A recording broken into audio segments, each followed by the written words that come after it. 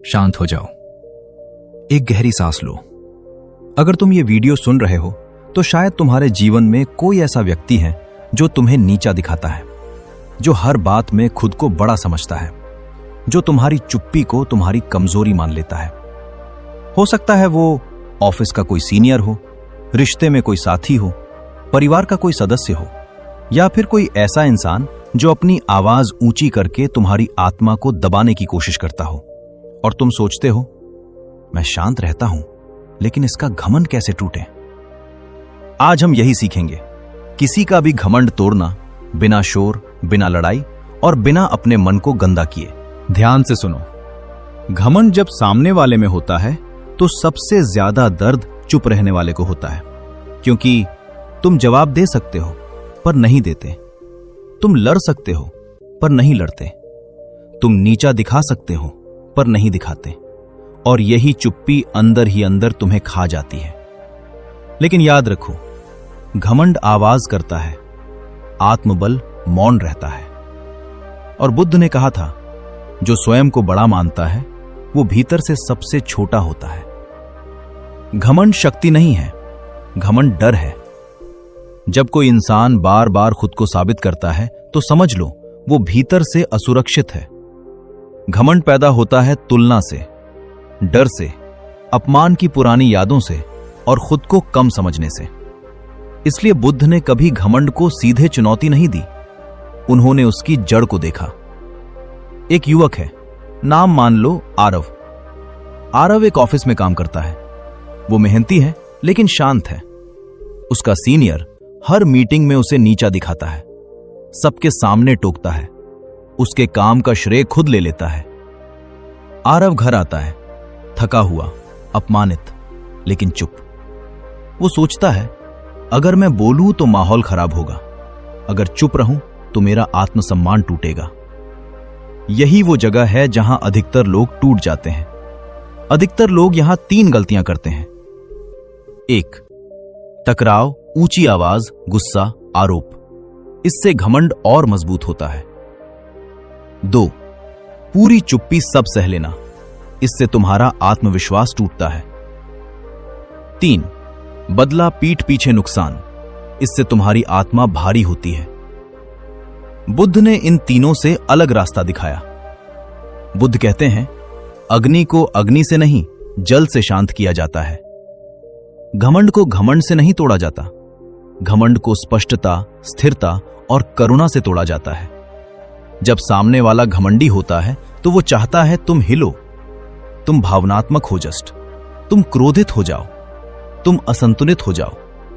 पर जब तुम स्थिर रहते हो तो उसका घमंड खुद असहज हो जाता है। शांत रहना कमजोरी नहीं, ये रणनीति है।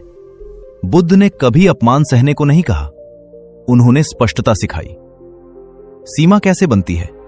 चीख कर नहीं, ताने से नहीं, बल्कि शांत वाक्य से। इस तरह बात करना मुझे ठीक नहीं लगता। काम पर बात हो, व्यक्ति पर नहीं। मैं सम्मान के साथ संवाद चाहता हूं। यही वाक्य घमंड की जड़ में चोट करते हैं, क्योंकि घमंडी व्यक्ति शांत आत्मविश्वास से डरता है। ध्यान से समझो, घमंड अक्सर उन पर चलता है जो अपनी उपस्थिति को छोटा कर लेते हैं। बुद्ध का मार्ग कहता है, तुम्हें ऊंचा नहीं उठना, बस पूरा खड़ा होना है। कैसे? स्पष्ट बोलो, आंखें मिलाकर बात करो, बिना माफी मांगे अपनी बात रखो, बिना सफाई दिए चुप हो जाओ। ये चुप्पी घमंड को बेचैन करती है। आरव ने लड़ना नहीं चुना, उसने खुद को तोड़ना भी नहीं चुना। उसने चुना स्पष्ट, शांत उपस्थिति। मीटिंग में वो सीधे बात करता, अपने काम को कामली एक्सप्लेन करता। जब नीचा दिखाया जाता वो बस कहता, मैं इस पर अलग दृष्टिकोण रखता हूं। कुछ हफ्तों बाद सीनियर की आवाज धीमी होने लगी। क्यों? क्योंकि घमंड को प्रतिक्रिया चाहिए और आरव ने उसे नहीं दी। बुद्ध कहते हैं, जब सामने वाला तुम्हें हिला न सके तब उसका भ्रम टूटता है।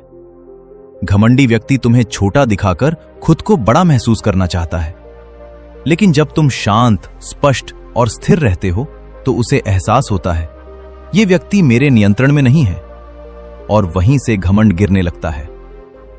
रिश्तों में घमंड और भी सूक्ष्म होता है।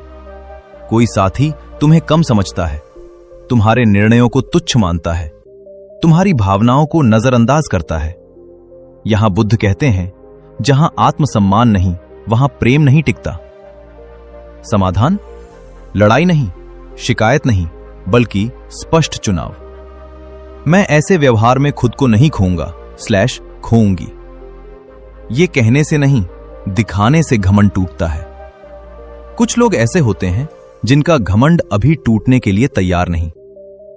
बुद्ध कहते हैं, हर युद्ध लड़ने योग्य नहीं होता। ऐसे में दूरी बनाना भी करुणा है, चुपचाप हट जाना भी शक्ति है। तुम्हारा काम किसी को बदलना नहीं, खुद को बचाना है। मेरे प्रिय, घमंड तोड़ना मतलब किसी को नीचा दिखाना नहीं। घमंड तोड़ना मतलब अपने भीतर इतना स्थिर हो जाना कि सामने वाला खुद झुक जाए। यही बुद्ध का मार्ग है। अगर यह बात तुम्हारे मन तक पहुंची हो तो इसे किसी और को समझाने मत जाओ, बस खुद में उतारो। और अगर तुम्हें लगता है यह शांति तुम्हें बार बार चाहिए तो इस चैनल को याद रखना। दुनिया में बहुत शोर है,